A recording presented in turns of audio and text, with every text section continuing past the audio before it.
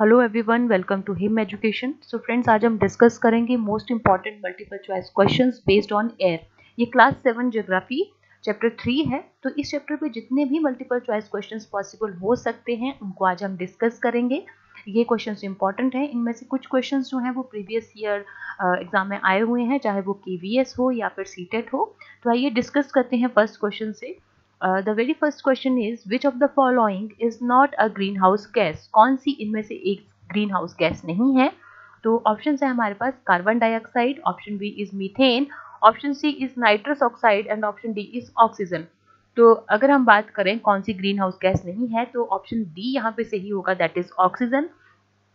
हमें पता है कि जो कार्बन डाइऑक्साइड है वो ग्रीन हाउस इफेक्ट क्रिएट करती है by trapping the heat radiated from the earth. तो बाकी जो है मीथेन और नाइट्रस ये भी जो है ग्रीन हाउस गैसेज हैं। Oxygen is not a green house gas. Next question is which of the following gas is plentiful gas in the atmosphere. हमारे पास जो ऑप्शन दी हुई हैं हमें बताना है कि कौन सी गैस जो है उसकी परसेंटेज सबसे ज्यादा है एटमॉस्फेयर में। तो ऑप्शन है हमारे पास nitrogen, oxygen, carbon dioxide and argon. तो सही आंसर है नाइट्रोजन। नाइट्रोजन जो है उसकी परसेंटेज सबसे ज्यादा है एटमॉस्फेयर में। कितनी परसेंटेज है? 78% नाइट्रोजन है। और अगर हम ऑक्सीजन की बात करें दैट इज 21%, कार्बन डाइऑक्साइड की बात करें दैट इज 0.03%, और अगर आर्गन की बात करें that is 0.93%। Next question is which of the following is a bacteria that live in the roots of legume plants and help plants to take atmospheric nitrogen. कौन सा एक बैक्टीरिया है जो कि कुछ प्लांट्स के रूट्स में रहता है और जो एटमॉस्फेरिक नाइट्रोजन है उसको जो है इस फॉर्म में चेंज करता है कि जो प्लांट्स हैं उसको इजीली यूज कर सके। एक्चुअली होता क्या है, हमें पता है कि जो नाइट्रोजन है उसकी परसेंटेज इतनी ज्यादा है हमारे एटमॉस्फेयर में, फिर भी जो प्लांट्स है उसको यूज नहीं कर पाते उस फॉर्म में।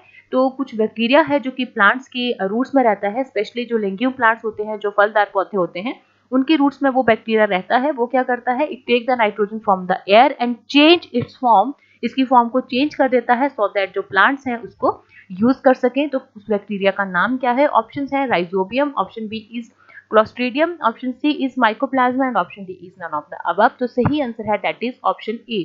राइजोबियम वो बैक्टीरिया है जो कि एटमॉस्फेरिक नाइट्रोजन की फॉर्म को चेंज करता है सो दैट जो प्लांट्स हैं उसको यूज कर सके।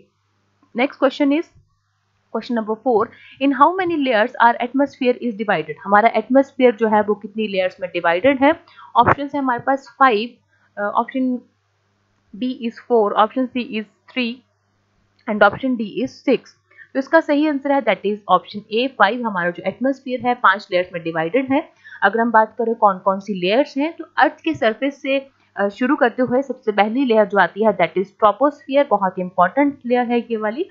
Next is stratosphere, third one is mesosphere and the fourth one is thermosphere and the last layer is exosphere. Okay, next question, question number 5, consider the following statements। हमारे पास कुछ statements दी हुई हैं। First statement is when air is heated it expands, becomes lighter and goes up. जब हवा गर्म होती है वो हल्की हो जाती है, एक्सपैंड करती है और ऊपर की तरफ उठती है। और दूसरी स्टेटमेंट है when hot air rises the cold air from surrounding area rushes there to fill in the gap.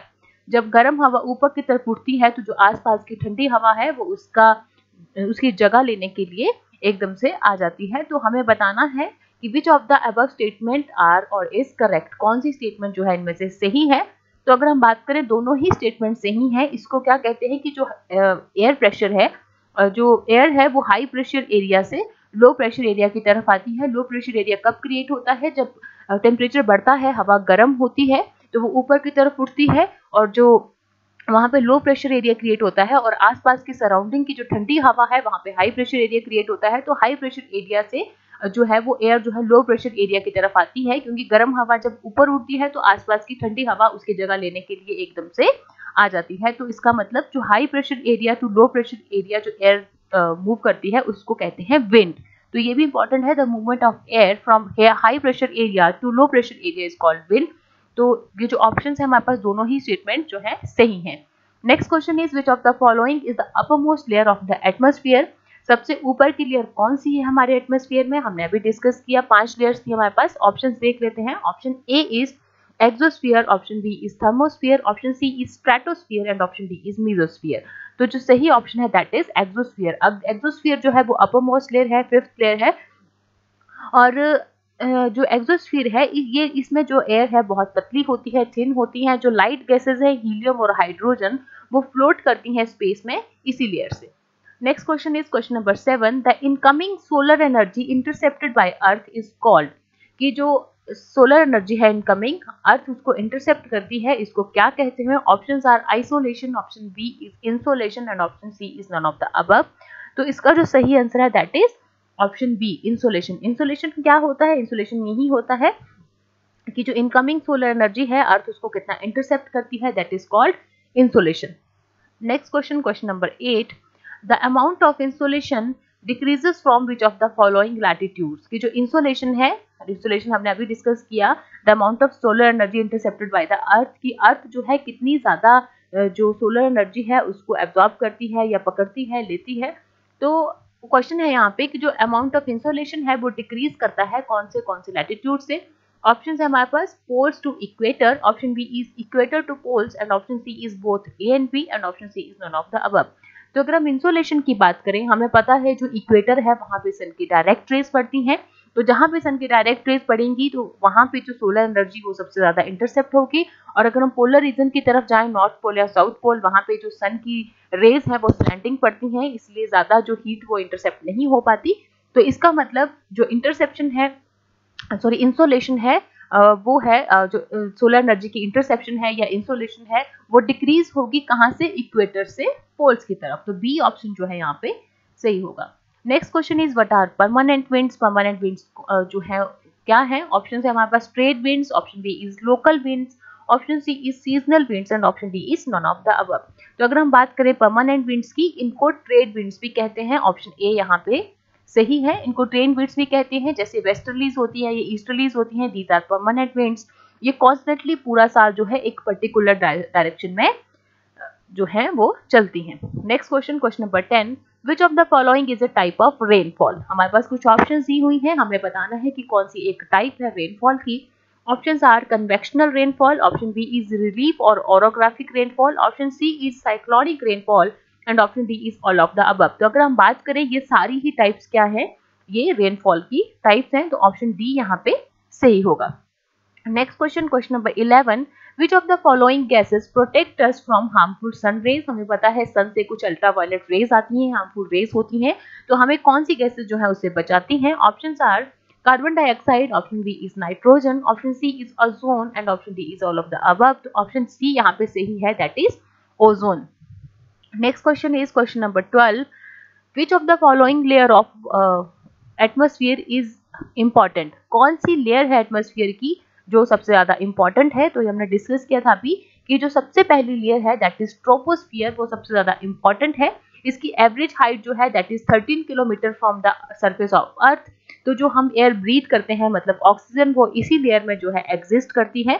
और जो भी वेदर फिनोमिनन होते हैं जैसे रेनफॉल हो गया, फॉग, हेलस्टॉर्म जो है वो इसी लेयर में एग्जिस्ट करते हैं। तो ऑप्शन ए यहाँ पे सही होगा, that is troposphere, it is most important layer of atmosphere. Next question is which of the following layer of atmosphere is free from clouds?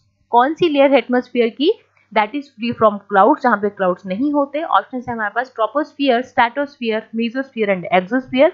तो सही ऑप्शन है दैट इज स्ट्रेटोस्फियर, क्योंकि जो स्ट्रेटोस्फियर है वो दूसरी लेयर है, ट्रोपोस्फियर के बाद स्ट्रेटोस्फियर ही आती है, और and it extends up to height of 50 kilometre. और ये जो लेयर है ऑलमोस्ट फ्री होती है क्लाउड से, इसीलिए हम बोल सकते हैं कि ये आइडियल कंडीशंस जो है बनाती है एरोप्लेन्स को उड़ाने के लिए। और सबसे एक और इम्पॉर्टेंट फैक्टर है इस लेयर का, that is it contains a layer of ozone gas, कि इसमें ओजोन गैस की लेयर होती है जो कि हमें पता है कि सन की हार्मफुल रेज से हमें बचाती है।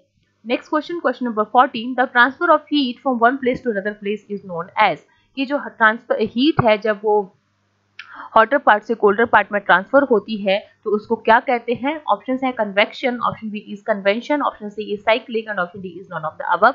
तो सही आंसर है option A, that is convection. Next question, question number 15, when precipitation comes down to earth in liquid form? हमें पता है प्रेसिपिटेशन क्या होता है। प्रेसिपिटेशन होता है जो पानी है वो किसी भी रूप में जब ऊपर आसमान से गिरता है, चाहे वो सॉलिड फॉर्म में हो, लिक्विड फॉर्म में हो, स्नो हो, रेन हो या स्लीट हो, हेल स्टॉर्म हो, ये कुछ भी फॉर्म है तो उसको हम प्रेसिपिटेशन कहते हैं। पर यहाँ पे क्वेश्चन पूछा है जब प्रेसिपिटेशन लिक्विड फॉर्म में गिरती है तो उसको क्या कहते हैं? ऑप्शन है हमारे पास क्लाउड्स, रेन, स्नो और स्लीट। तो सही आंसर है दैट इज ऑप्शन बी, मतलब रेन। तो फ्रेंड्स ये थे कुछ 15 क्वेश्चंस। आगे ये जो 7th क्लास की ज्योग्राफी है, बाकी के चैप्टर्स भी हम जो है डिस्कस करेंगे। क्लास 6 ज्योग्राफी और 8th की ज्योग्राफी ऑलरेडी हम डिस्कस कर चुके हैं, उसके मल्टीपल चॉइस क्वेश्चंस भी डिस्कस कर चुके हैं।